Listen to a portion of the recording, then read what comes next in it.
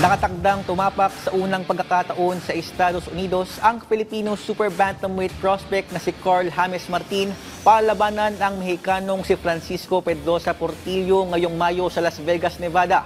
Para sa detalye, narito ang report ni teammate Paulo Salamatin.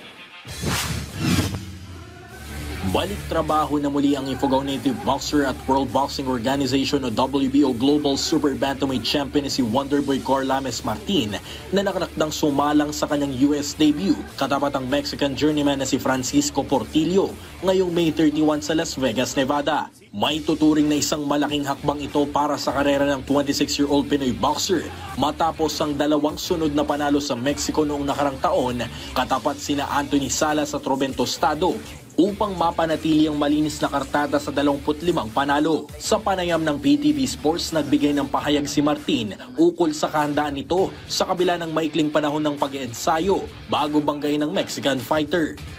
Hindi naman po sayang dahil meron na po akong 3 buwan na paghahanda para sa darating na laban na to.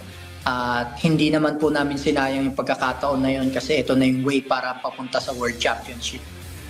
Sa kabila naman ng hindi perpektong record na may 19 wins, 12 losses at 2 tabla, ibinahagi ni Martin na wala siyang balak maging kampante dahil bit-bit ni Portillo ang malawak na karanasan sa laban kontra sa mga dating kampyon gaya ni na WBO Bantamweight Champion Jason Moloney at WBA Bantamweight King Roshi Warren.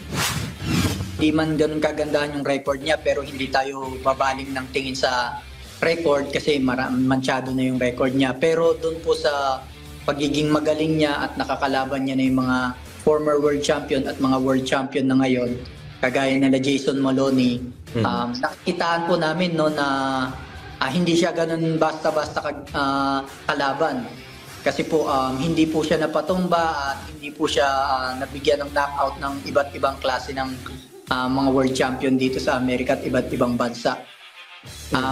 Ayon sa pag-aaral namin, masyado siyang magalaw ngayon sa taas ng ring at kondisyon po siya.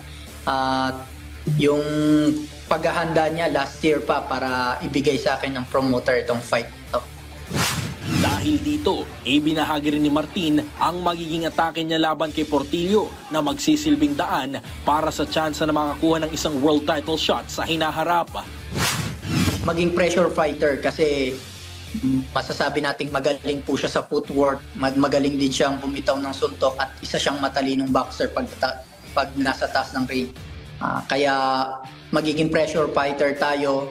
Kung sakali mag-iba man po yun at may second chance na pwedeng gawin natin is makapuntos-puntos tayo sa kanya ng mga early rounds.